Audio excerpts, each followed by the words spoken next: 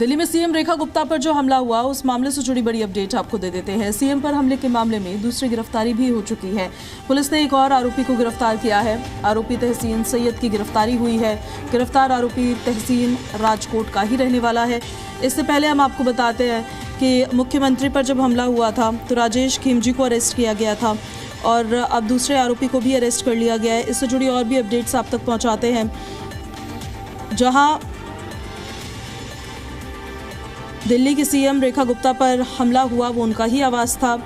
Delhi police ने एक और आरोपी को अब गिरफ्तार कर लिया है। गिरफ्तार आरोपी राजेश का दोस्त है। राजेश ने सीएम पर हमला किया था। सीएम पर हमले के मामले में ये दूसरी गिरफ्तारी है। आरोपी का नाम तहसीन सैयद है। तहसीन ने 2000 रुपये राजेश को ट्रांसफ़र किए थे। तहसीन राजकोट का ही रहने वाला है। पुलिस उस कोर्ट से लाई थी। अब उसे अरेस्ट कर लिया गया है और तहसीन के अलावा दिल्ली पुलिस ने राजेश के 5 दोस्तों से भी पूछताछ की है। आरोपी तहसीन पेशे से ऑटो रिक्शा ड्राइवर ही है और राजेश खिमजी भी ऑटो रिक्शा ड्राइवर ही था। इस शख्स ने राजेश को 2000 रुपये दिए थे। अब देखिए किस लिए दिए थे, अब वो सब जांच का विषय है। जैसे जैसे इन्फॉर्मेशन निकलकर सामने आएगी आप तक पहुंचाते रहेंगे। फिलहाल बड़ी अपडेट ये कि दूसरे आरोपी तहसीन को भी अरेस्ट कर लिया गया है। अब देखिए इसकी भूमिका क्या रही है मुख्यमंत्री पर हमले को लेकर, इसको लेकर और जानकारियां आनी अभी बाकी है। दिल्ली की मुख्यमंत्री रेखा गुप्ता पर हमला करने के आरोप में दिल्ली पुलिस ने एक और गिरफ्तारी की है। वो गिरफ्तारी है तहसीन सैयद के रूप में। इससे पहले दिल्ली पुलिस ने राजेश साकरिया को गिरफ्तार किया था। राजेश साकरिया वो शख्स है जिसने दिल्ली की मुख्यमंत्री रेखा गुप्ता पर हमला किया था और उसके बाद में जब राजेश साकरिया से पूछताछ की गई तो उसने बताया कि वो लगातार जो है एक तहसीन सैयद नाम का शख्स है उससे बातचीत कर रहा था और तहसीन सैयद ने राजेश साकरिया के अकाउंट में 2000 रुपये ट्रांसफ़र भी किए थे। और उसके बाद में दिल्ली पुलिस की एक टीम जो है गुजरात के राजकोट पहुंचती है और वहां पर तहसीन सैयद को पुलिस डिटेन करती है, उससे पूछताछ करती है और उससे पूछताछ करने के बाद में जो पुलिस है राजकोट से तहसीन सैयद को लेकर के सिविल लाइंस थाने पर पहुंची है और यहां पर आकर के पुलिस ने तहसीन सैयद को गिरफ्तार कर लिया है। और ये जो थाना आप देख रहे हैं ये सिविल लाइंस थाना है जहां पर दिल्ली की मुख्यमंत्री रेखा गुप्ता आती हैं, तो वो एरिया जो है इसी थाने के अंतर्गत आता है और जो मुकदमा है वो भी इसी थाने में दर्ज है।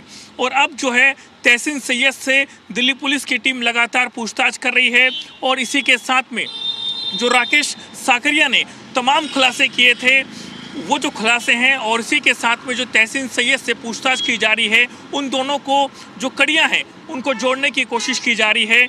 और इसमें और भी अगर शख्स इसमें शामिल हैं इस पूरे कांड में तो उनको भी पुलिस गिरफ्तार करेगी। लेकिन जिस तरीके से दिल्ली की मुख्यमंत्री रेखा गुप्ता पर जो हमला किया गया था उसके बाद में मौके से ही हमलावर राजेश साकरिया को पुलिस ने डिटेन कर लिया था।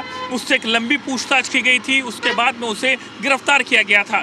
लेकिन जो राजेश साकरिया है, जब वो राजनिवास का जो रोड है जहां पर कि रेखा गुप्ता का निवास है वहां पर रहती हैं, वहां पर हमला करने के लिए उसने पिछले कई दिनों से लगातार वो साजिश को रच रहा था। हमला करने से पहले वो शालीमार बाग जहां पर कि रेखा गुप्ता का अपना पर्सनल घर है वहां पर वो रहती हैं, वहां पर भी गया था। लेकिन वहां पर उसने देखा कि वो हमला यहां पर नहीं कर सकता है। उसके बाद में उसने जन सुनवाई का एक बहाना बनाया। जन सुनवाई के बहाने वो रूम जो बिल्डिंग है उसमें एंटर किया और उसके बाद में जैसे ही रेखा गुप्ता उसके पास आई, उसकी शिकायत पूछने के लिए उसके पास आती है, तभी जो राजेश साकरिया है वो दिल्ली की मुख्यमंत्री रेखा गुप्ता पर हमला कर देता है। और उसके बाद में वहाँ मौजूद जो स्टाफ था उन्होंने उस हमलावर को पकड़ लिया। अब इस मामले में दिल्ली पुलिस ने दूसरी गिरफ्तारी जो है तहसीन सैयद के रूप में की है और तहसीन सैयद से अब पुलिस लगातार पूछताछ कर रही है। कैमरामैन जयप्रकाश के साथ नीरज कुमार गौड़, जी मीडिया, दिल्ली। तो पुलिस ने देखिए एक और आरोपी को अरेस्ट कर लिया है। इसका नाम तहसीन बताया जा रहा है। तहसीन सैयद को गिरफ्तार किया गया है। अब देखिए हमला किस रीज़न की वजह से किया गया है ये तो जांच के बाद ही साफ हो पाएगा। हालांकि कई तरह के एंगल्स अभी तक निकलकर सामने आ चुके हैं।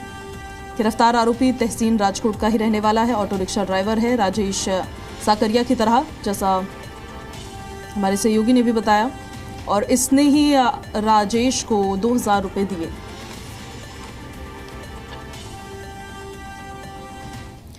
दिल्ली के सीएम पर हमले की साजिश नाकाम हुई है और आरोपी राजेश ने एक चौंकाने वाला खुलासा किया है।